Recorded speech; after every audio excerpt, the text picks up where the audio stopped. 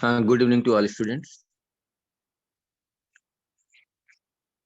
Parul, Shireen, Shaimin, Adarsh, Seema, Nilesh, Sania, Rahul, Nishat, अनु।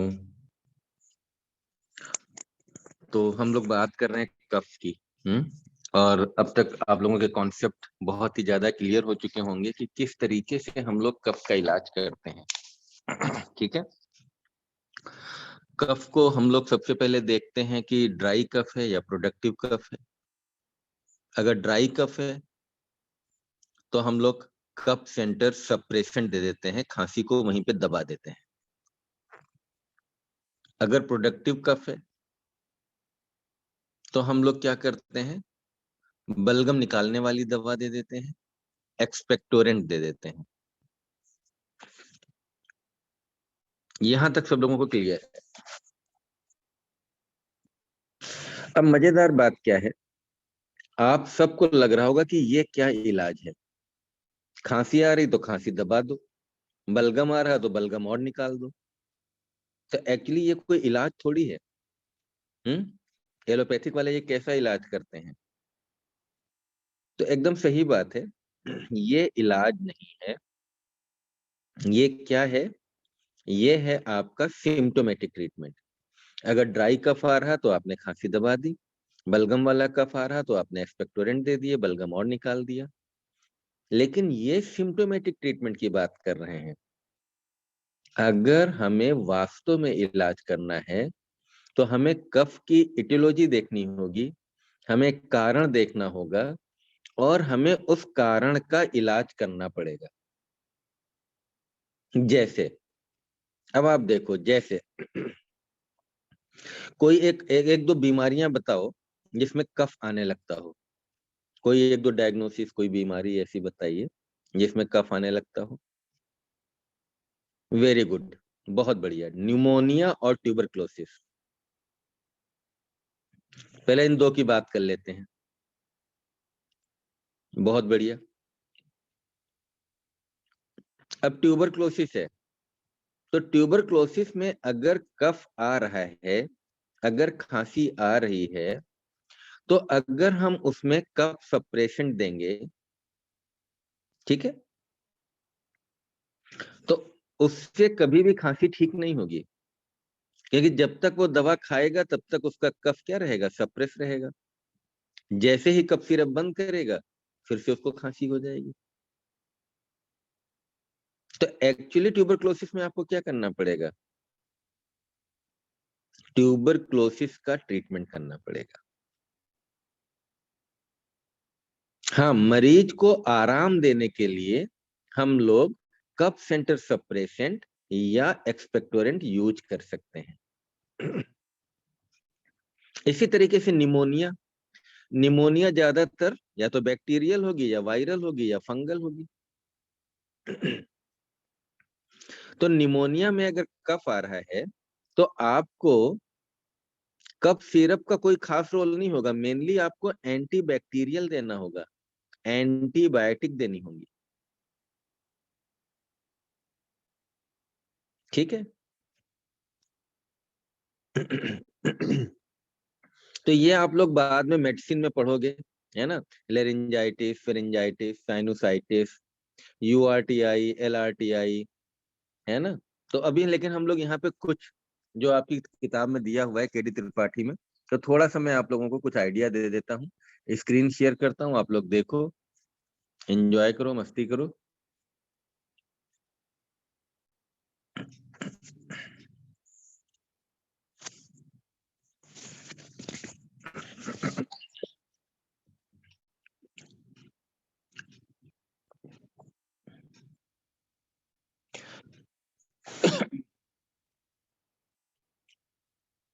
तो treatment approaches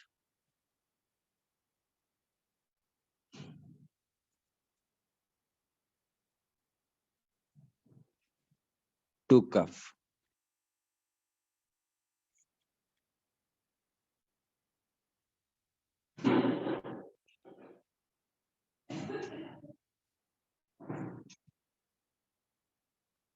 ठीक है, ये देखिए। ये देखिए, सबसे पहले एटियोलॉजी आपका कारण क्या क्या होते हैं। तो पहला कारण क्या है? अपर या लोअर रेस्पिरेटरी ट्रैक्ट इन्फेक्शन।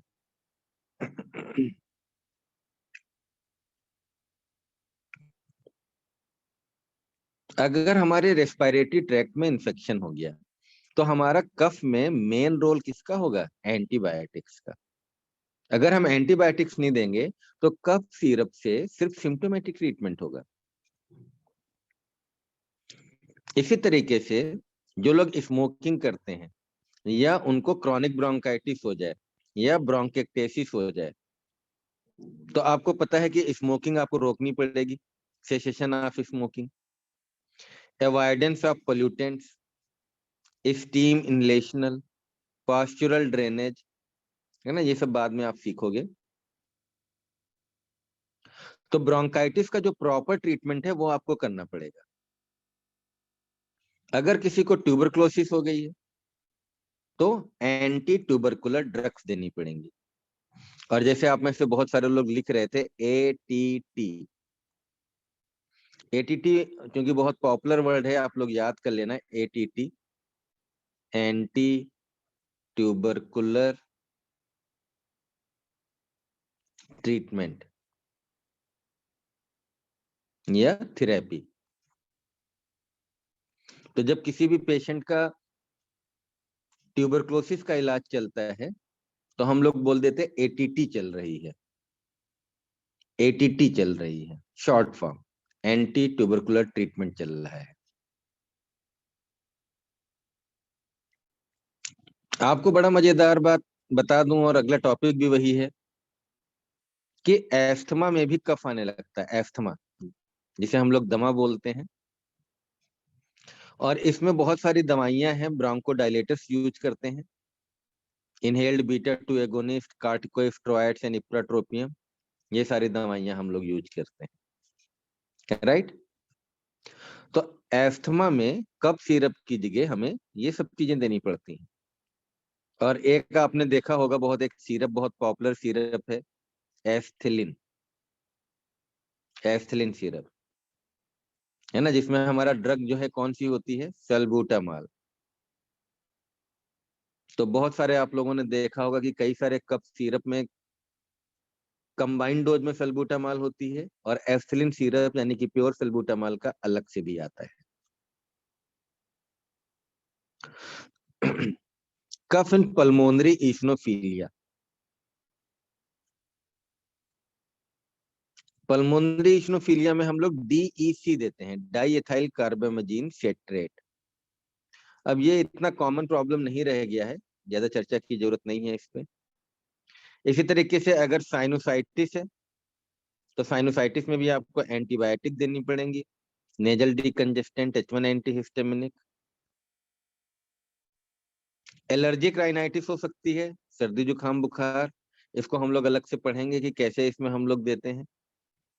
तो कार्टिकोस्टेरॉइड्स के नेजल स्प्रे आते हैं, और एंटी एलर्जिक ड्रग देनी पड़ेंगी, क्योंकि एलर्जी की वजह से है। Pollen grain, dust, environmental pollutants, उनको रोकने के लिए हमें H1 एंटीहिस्टामिनिक या कार्टिकोस्टेरॉइड नेजल ड्रॉप्स देने पड़ते हैं। गैस्ट्रो इसोफेजियल रिफ्लक्स, ये हम लोग जीआईटी में पढ़ा चुके हैं, जिसमें हम लोग बोले थे कि बेड हेड एलिवेशन करते हैं, हल्का खाना देते हैं, लाइट डिनर। ये मैंने मजाक में बताया था आपको कि ये मत समझना कि लाइट जला के डिनर करना है। लाइट डिनर का मतलब है कि हल्का खाना खाना है रात में। डाइट मॉडिफिकेशन, H2 ब्लॉकर या पीपीआई हम लोग देते हैं, और इवन मोसाप्राइड दे सकते हैं। एक दवाई है हाइपरटेंशन की, आपको पता है, एसीई इनहिबिटर्स, और इनका साइड इफेक्ट है कफ। तो अगर किसी को इसकी वजह से ड्रग आने लगती है, कफ आने लगता है, तो इसकी जगह हम लोग रिप्लेस कर देते हैं एंजियोटेंसिन रिसेप्टर ब्लॉकर से, ARB। और यहाँ बड़ी मजेदार बात है कि एनसिड में रिड्यूस कफ, पेन किलर से कफ खत्म हो जाता है, क्योंकि पेन किलर क्या करते हैं, कॉक्स एंजाइम को इनहिबिट करके प्रोस्टाग्लैंडिन सिंथेसिस इनहिबिट कर देते हैं। और अगर वायरल कफ है, ये बहुत परेशान करता है, अक्सर जिन लोगों को जुकाम होता है, कोल्ड होता है, कोल्ड के बाद कफ हो जाता है, अपने आप ये ठीक हो जाएगा subside by itself, symptomatic treatment हम लोग दे देते हैं। अगर ड्राई कफ है तो एंटीटसिव, और प्रोडक्टिव कफ है तो एक्सपेक्टोरेंट। एंटीबायोटिक दे भी सकते हैं, नहीं भी दे सकते हैं। देने से कई बार ये फायदा होता है कि सेकेंडरी इन्फेक्शन का चांस खत्म हो जाता है।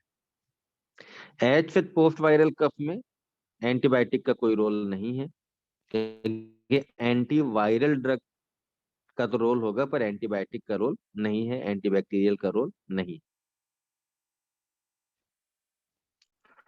तो ये कुछ कॉमन कॉजेज थे कफ के, और ये कुछ हमने कॉमन उसका ट्रीटमेंट का अप्रोच बताया आपको। तो कुल मिला के जो अभी तक हम लोगों ने पढ़ा था, एम्ब्रोक्सल, ब्रोमहेक्सिन, कोडीन, फॉलकोडीन, डेक्स्ट्रोमेथार्फन, ये सब दवाइयाँ सिम्टोमेटिक ट्रीटमेंट के लिए हैं। लेकिन अगर आपको मरीज का कफ का, खांसी का इलाज करना है, तो पहले खांसी का कारण आपको ढूंढना पड़ेगा। और ये कुछ कारण मैंने आपको बताए, अगर इनमें से कोई कारण आपको लग रहा है, तो जैसे आप मेडिसिन में जब फाइनल ईयर में पढ़ोगे कि ट्यूबरक्लोसिस की डायग्नोसिस कैसे बनानी है ना, अपर रेस्पिरेटरी ट्रैक्ट में कौन कौन से इन्फेक्शन आते हैं, लोअर रेस्पिरेटरी ट्रैक्ट में कौन से आते हैं, जैसे लेरिंजाइटिस, फेरिंजाइटिस, निमोनिया, इन सब की कैसे डायग्नोसिस बनाएंगे और कैसे इलाज करेंगे, तब आपको वहां पे बताया जाएगा, है ना, कि ट्यूबरक्लोसिस तो चलानी है, एंटी ट्यूबरकुलर चलानी है, लेकिन इसके साथ में कफ सिरप देना है ना, एंटीबायोटिक चलाना है लेकिन उसके साथ कफ सिरप देना है। तो इस तरीके से हम लोग ट्रीटमेंट प्लान करते हैं। तो अब एक बार चैट सेक्शन में आ जाओ, और मैं आप लोगों को अनम्यूट करने का भी ऑप्शन दे रहा हूँ। कफ से रिलेटेड अगर आप किसी भी टाइप का क्वेश्चन पूछना चाहते हो तो आप पूछ सकते हो, चाहे चैट में पूछ लो या माइक ऑन करके पूछ लो। कोई भी दिमाग में आपके क्वेरी हो तो आप आराम से पूछ सकते हो।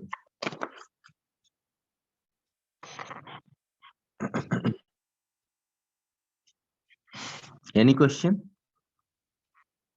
ट्रीटमेंट से रिलेटेड, कोई भी?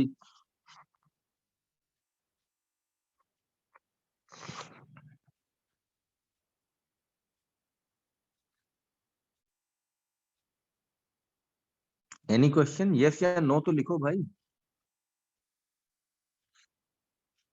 थ्रेशोल्ड क्या होता है ना, तो थ्रेशोल्ड हमने आपको बताया था। थ्रेशोल्ड क्या होता है? थ्रेशोल्ड होता है कि हमारा थ्रेशोल्ड कितना है ना, मिनिमम हमें कितना चाहिए किसी भी चीज के मिनिमम के लिए, राइट। जैसे हमने बताया था कि एग्जांपल से कि गुस्सा आना, तो दो पेशेंट हैं या दो लोग हैं, एक का थ्रेशोल्ड कम है, यानी कि उसको हल्के से हंसी मजाक में गुस्सा आ जाएगा, दूसरे का थ्रेशोल्ड ज्यादा है, यानी कि वो ज्यादा बर्दाश्त कर सकता है। तो किसी चीज को स्टिमुलेट करने के लिए मिनिमम स्टिमुलस कितना चाहिए, इसको हम लोग बोलते हैं थ्रेशोल्ड। तो अगर हमारा कफ सेंटर का थ्रेशोल्ड बढ़ जाए, तो जो हमारे यहाँ से सिग्नल जा रहे हैं उसमें जाएंगे, लेकिन कफ सेंटर स्टिमुलेट नहीं होगा। कफ सेंटर स्टिमुलेट नहीं होगा तो उससे क्या होगा, खांसी नहीं आएगी।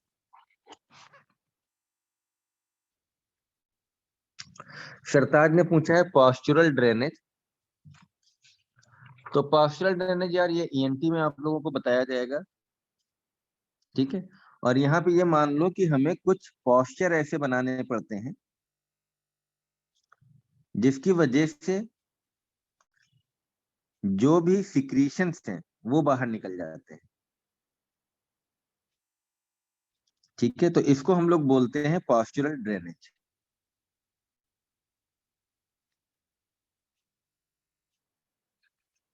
ड्राई कफ क्यों आता है? तो ड्राई कफ क्यों आता है?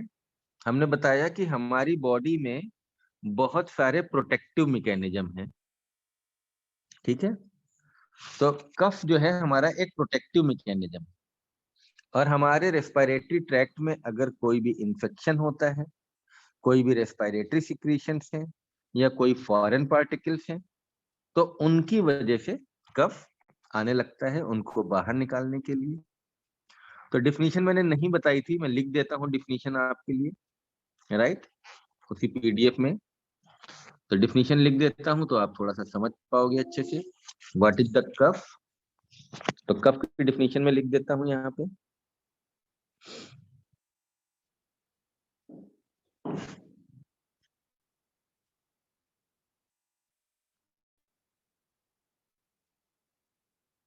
तो कफ क्या है? It is a protective reflex.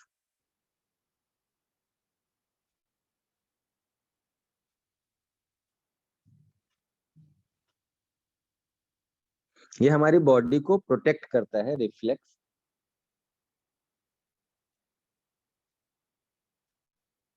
ठीक है। दूसरा, पर्पज क्या है, कैसे करता है? तो expulsion of respiratory secretions,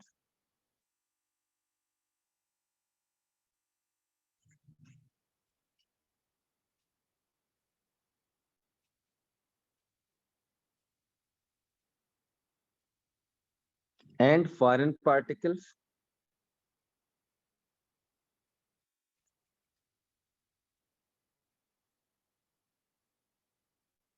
from air passages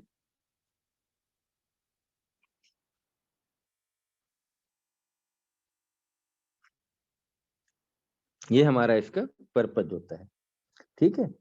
तो ये कोई भी चीज हमारी रेस्पिरेटरी ट्रैक्ट में गड़बड़ होगी जरा सी भी तो खांसी आने लगती है, और इसके प्रॉपर हमारे ब्रेन में सेंटर हैं जिनको हम लोग कफ सेंटर बोलते हैं, राइट। तो समझ में आ गया होगा।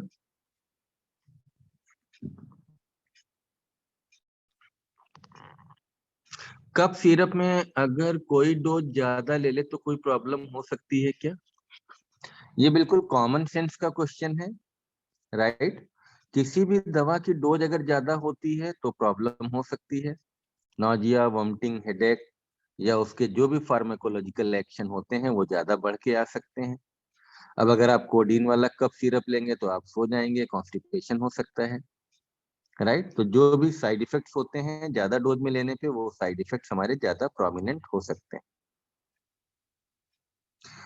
कफ ड्रग्स का डोज के बारे में कुछ बताएं सर।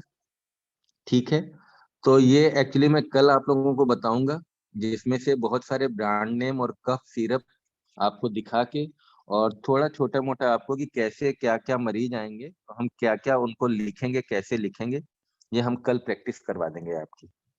ठीक है। और अगले 3-4 दिन तक रोज 1-2 मरीज लेके, है ना, इवन आप भी पूछ सकते हो कि इस मरीज को ये दिक्कत है तो हम आगे कैसे प्रिस्क्रिप्शन लिखें। रिकरेंट सोर थ्रोट क्यों होता है?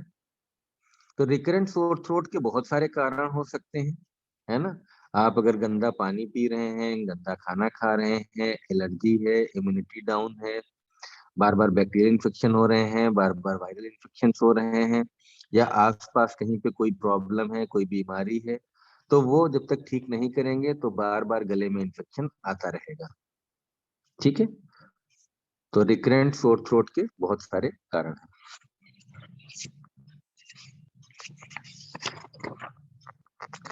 कैंसर का एक सिम्टम्स कफ होता है क्या?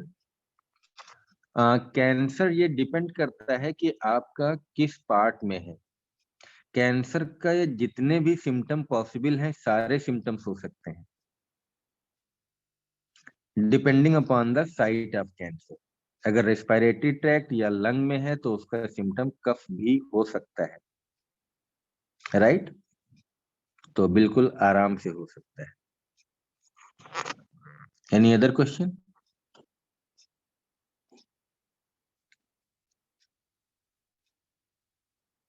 ठीक है। कोई सिम्टम और नहीं है, कोई भी क्वेश्चन है ना, तो हम लोग आगे बात करते हैं कफ के बाद। इसी में एक अगला टॉपिक है हमारा, कफ ठीक होने के बाद उसकी इम्यूनिटी कितने दिन तक रहती है। तो कफ ठीक होने के बाद उसकी इम्यूनिटी डेवलप नहीं होती, क्योंकि जैसा कि हमने बताया कि मान लो बैक्टीरियल इन्फेक्शन है अपर रेस्पिरेटरी ट्रैक्ट में, आपने एंटीबैक्टीरियल दिया, ठीक हो गया, लेकिन हो सकता है उसके 4 दिन बाद ही किसी दूसरे बैक्टीरिया से इन्फेक्शन हो जाए, हो सकता है किसी से एलर्जी हो जाए, हो सकता है एस्थमा प्रिसिपिटेट हो जाए, उसकी वजह से कफ हो जाए। ठीक है, तो कफ में इम्यूनिटी का कोई रोल नहीं है।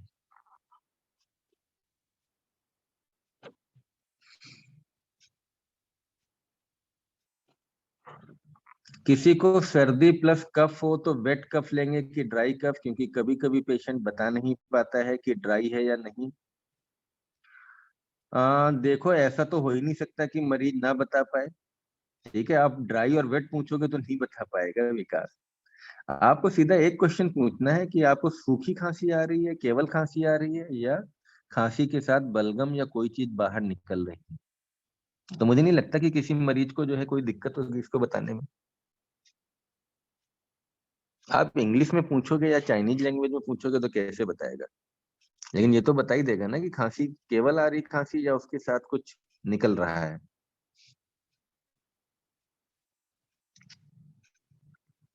कार्डियक पेशेंट को कौन सा कफ सिरप दिया जाए। अगेन अभिषेक मिश्रा, इसमें जो है कार्डियक पेशेंट के लिए देखो, कफ सिरप कौन सा दिया जाए इस पे डिपेंड नहीं करेगा। डिपेंड फिर वही करेगा कि कफ की इटियोलॉजी क्या है। कार्डियक पेशेंट में बड़ी दिक्कतें होती हैं। इवन अगर कार्डियक पेशेंट में मान लो एलवीएफ हो गया, तो बैक प्रेशर की वजह से फेफड़े में कंजेशन हो जाएगा, कफ आने लगेगा। वहां पे अगर आप कफ सिरप दे दोगे तो वो नुकसान करेगा मरीज को, और इवन जो है ना, प्रॉब्लम बढ़ सकती है, एग्रीवेट हो सकती है। तो जैसा कि हमने बताया कि कफ सिरप आपके सिर्फ सिम्टोमेटिक इलाज के लिए है, लेकिन एटियोलॉजी कफ आपको देखनी पड़ेगी। सेकेंड ईयर में क्योंकि आप लोगों को बीमारियां इतनी नहीं पता है तो आप अंदाजा नहीं लगा पाते हैं। लेकिन कार्डियक पेशेंट में एलवीएफ की वजह से कफ होता है तो आपको एलवीएफ ट्रीट करना पड़ेगा, डायूरेटिक्स देने पड़ेंगे। राइट अभिषेक। पर अगर कार्डियक पेशेंट में यूआरटीआई की वजह से कफ है तो आपको एंटीबायोटिक देनी पड़ेगी, और कफ सिरप कोई भी यूज कर सकते हैं।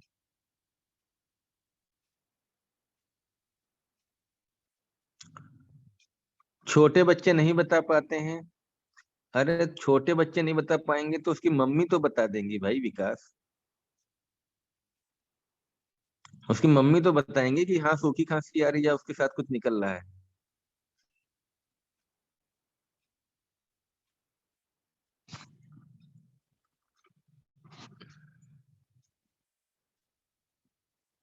मम्मी से बात नहीं करना चाह रहे हो क्या।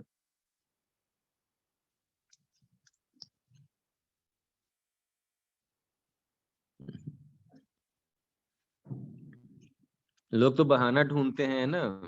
जैसे ट्रेन में छोटे बच्चे होते हैं तो वो छोटे बच्चों से बात कम करनी होती है, उनकी मम्मी से ज्यादा बात करनी होती है। अले अले अले, बड़ा प्याला बच्चा है, बड़ा प्याला बच्चा है, आप ही का है क्या।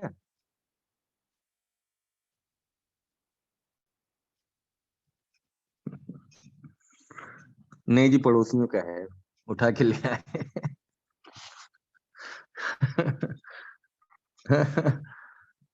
हाँ तो ये, अभी जब शादी वादी आप लोगों की हो जाएगी ना तो आप लोग फिर देखोगे इस टाइप के लोग आपको ट्रेन वेन में मिल जाते हैं, बस में, मार्केट में।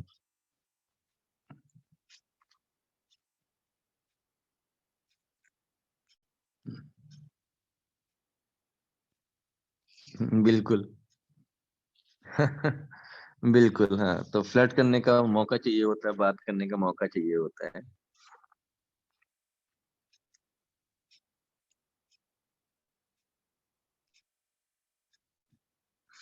हाँ, फेरेंजियल डिमल्शन ज्यादा बेटर है ड्राई कफ में ही दें, क्योंकि बलगम वाली कफ में तो अलगा वैसे ही गीला गीला रहता है तो कोई ज्यादा जरूरत नहीं पड़ती है।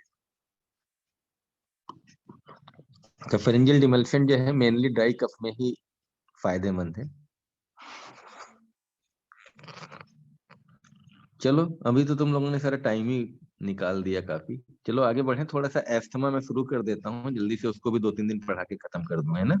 एक बार वैसे शायद मुझे लग रहा है कि बीच में हम लोगों ने एक फ्री वेबिनार टाइप का लिया था, उसमें ज्यादातर बच्चों ने अटेंड करा था आई थिंक।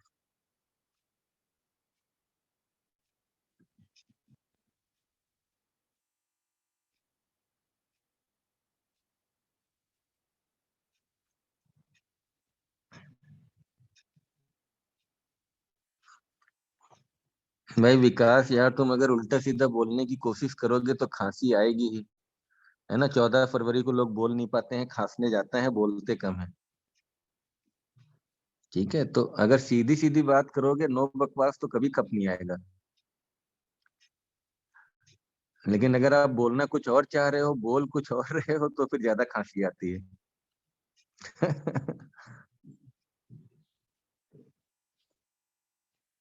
या जो जेठ वगैरह होते हैं ना, अब जेठ वगैरह जब आते हैं उधर बहू के कमरे में, तो वो भी खांसने खांसने लगते हैं, तो उनको बोलना नहीं होता, वो ऐसे ही खांसने लगते हैं। अब सोचो उसका इलाज क्या है रे भाई, उसका इलाज थोड़ी है कुछ। अब आप बहू को भगा थोड़ी दोगे।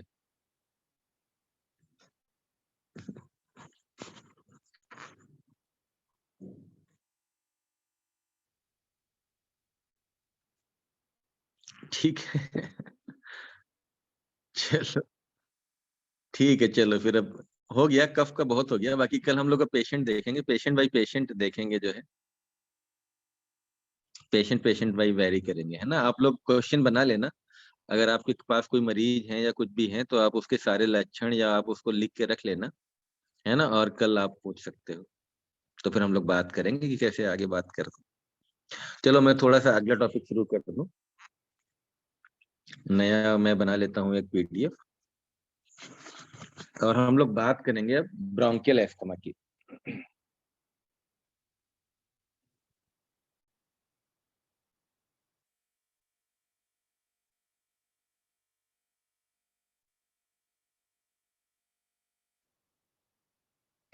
इसकी बातें हम लोग वैसे तो काफी दिनों से कर ही रहे हैं, है ना, लेकिन आज हम लोग देखेंगे कि क्या है। फोटोग्राफ्स हम कल गूगल से भी डाल के देंगे आपको। ये आपको पता है कि ये ट्रेकिया है, और ट्रेकिया दो में डिवाइड हो जाता है, primary bronchus and secondary bronchus. और फिर ये जो है ब्रोंकस के डिवीजन होते रहते हैं, तो आप इसको देखोगे ये फर्दर ये डिवाइड ही होते रहते हैं। ठीक है, बहुत बार डिवाइड होते हैं, 20-25 बार डिवाइड हो जाते हैं, है ना। और इस तरीके से ये हमारा जो है पूरा, ये अगर मान लो फेफड़ा है आपका, लंग है ना, तो ये इस टाइप से डिवीजन होता है। और ये जो एयर होती है इसमें, ये एयर हमारी इस टाइप से यहाँ पे आती रहती है इस पूरे फेफड़े में। ठीक है। अच्छा, तो इसी टाइप से अगर आप देखो तो ये इधर भी ये एक डायग्राम में बना दूं तो ऐसे ऐसे करके, और ये डिवीजन होते रहते हैं, पतला होता जाता है। ठीक है, ये पतला होता जाता है और ये डिवाइड होता रहता है। ठीक है। अच्छा, अब आप इसको अगर पलट दो, ये देखो इसको पलट दो, अगर हम इसको पलट दें तो ये इस टाइप का बन जाएगा, है ना, ये पेड़ जैसा लगने लगता है। तो इसको हम लोग बोलते हैं ट्रैकियो ब्रोंकियल ट्री।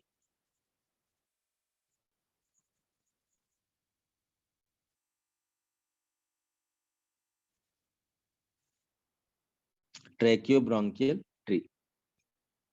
ठीक है, ये ट्रैकिया हो गई है आपकी,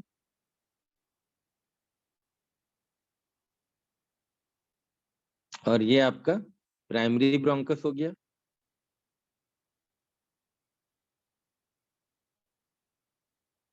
जो दो पाइप हैं। और फिर जब जो फर्दर डिवीजन हुआ तो सेकेंडरी ब्रोंकस,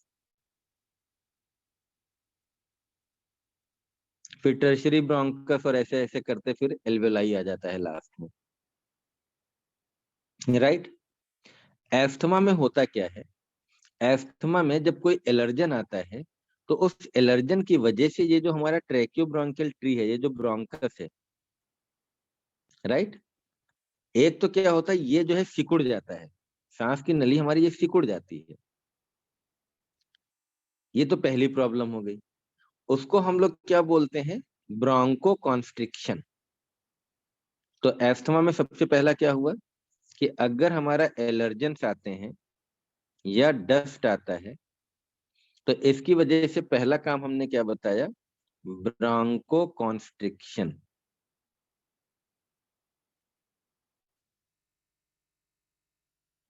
और ब्रोंको कॉन्स्ट्रिक्शन का मतलब मैंने आपको बता दिया कि ये जो ब्रोंकस होता है ना, ये जो पूरा ब्रोंकस है, ये कॉन्स्ट्रिक्ट हो जाता है, इसमें जो स्मूथ मसल्स हैं वो नैरो हो जाती हैं, ठीक है।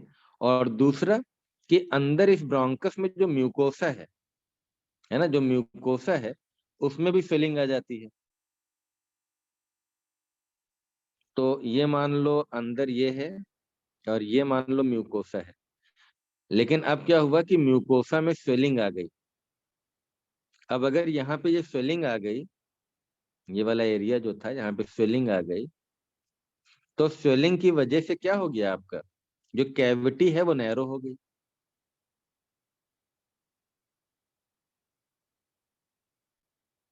तो दो काम हुए, एक तो आपकी नली ही सिकुड़ गई, ब्रांको कॉन्स्ट्रिक्शन, और दूसरा क्या हुआ कि एयर ट्यूब जो थी वो नैरो हो गई, ठीक है, ड्यू टू दी ईडिमा। अल्टीमेटली क्या होता है, ब्रांको कॉन्स्ट्रिक्शन एंड म्यूकोसल ईडिमा, इसकी वजह से क्या हो जाएगा, आपकी एयर ट्यूब जो है वो नैरो हो जाएगी। तो नैरोइंग ऑफ एयर ट्यूब।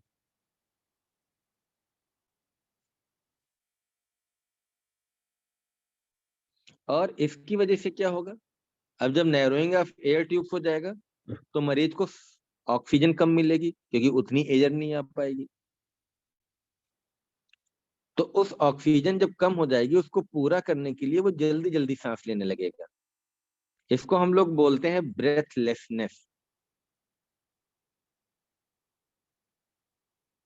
इसका मतलब समझ गया, आपकी जो ब्रेथ है वो लेस पड़ रही है, क्योंकि ये पूरी सांस हम नहीं खींच पाते हैं, है ना। तो नॉर्मल मान लो ऐसे चल रहा था सांस, रेस्पिरेशन ऐसे चल रहा था, इसमें छोटी छोटी सांसें जल्दी जल्दी जल्दी जल्दी जल्दी जल्दी, ब्रेथलेसनेस हो गई। इसके अलावा difficulty in breathing, dyspnoea, difficulty in breathing. और एक बात आपको पता है, जैसे बांसुरी है या सीटी है, आप एक मोटे ट्यूब में फूंको और एक पतले ट्यूब में फूंको, तो जब नैरो स्पेस से एयर पास होती है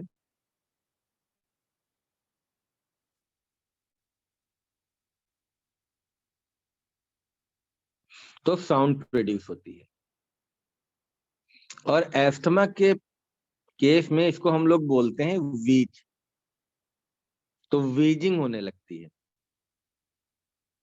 कई बार तो अगर सीवियर एस्थमा है तो बिना स्टेथोस्कोप के ही आपने देखा होगा चेस्ट में से आवाज आने लगती है, वीजिंग बोलने लगते हैं, और खांसी आने लगती है।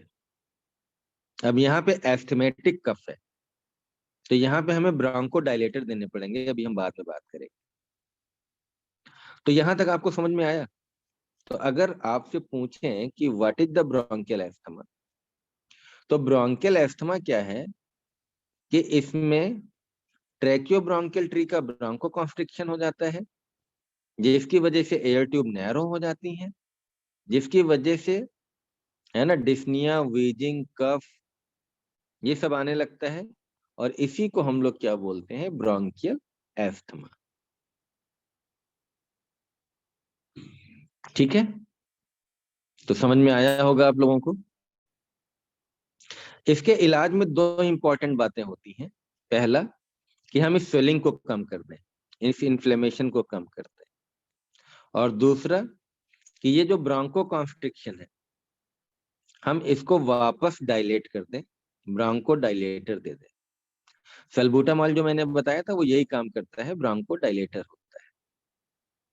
तो अब एक बार चैट सेक्शन में आ जाओ आप लोग।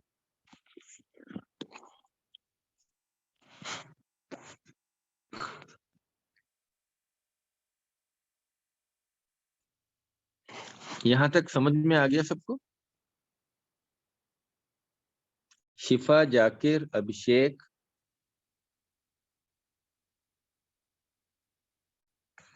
तो बिल्कुल अच्छे से समझ लो अस्थमा क्या होता है, क्यों हो जाता है और हमारी बॉडी में क्या चेंजेज आते हैं।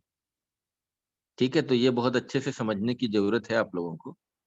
तो अगले 2 दिन हम लोग यही पढ़ेंगे। ठीक है।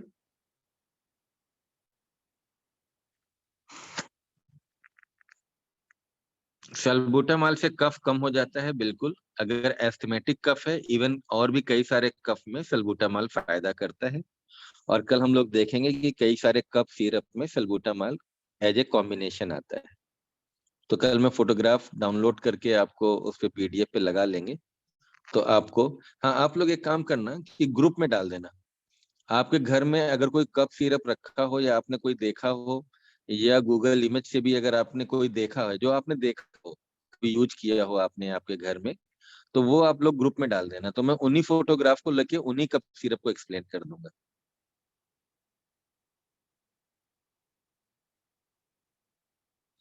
आयुष का भी डाल दो, कोई नहीं, देखेंगे उसमें, हम नहीं बताएंगे तो कोई और बताएगा।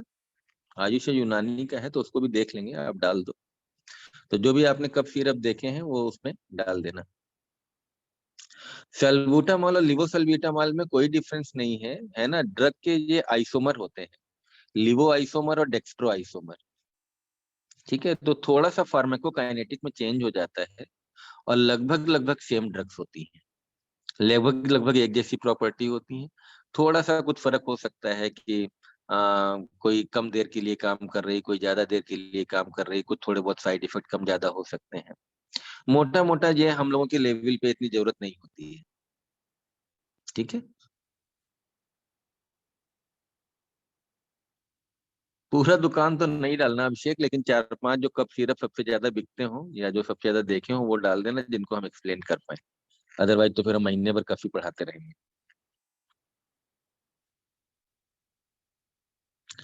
अर्ली मॉर्निंग का प्रोडक्शन क्यों होता है? बहुत सारी बीमारियां हैं जिसमें अर्ली मॉर्निंग में थोड़ा सा हो सकता है। और ज्यादातर अर्ली मॉर्निंग में इसलिए होता है क्योंकि रात में वो सब कलेक्ट हो जाता है तो अर्ली मॉर्निंग में निकल जाता है। दिन भर आप खांसते रहते, निकालते रहते हैं तो इतना नहीं लगता है। रात में आप सो गए तो आपका क्या हुआ कि वो इकट्ठा हो गया, तो अर्ली मॉर्निंग उठते ही ज्यादा बन जाता है। फिर कोल्ड एयर से कुछ लोगों को प्रॉब्लम होती है तो सिक्रीशन ज्यादा होते हैं ठंडक की वजह से, है ना। एस्थमेटिक में, एलर्जी में, इन सब में भी ज्यादा प्रॉब्लम होती है। ठीक है।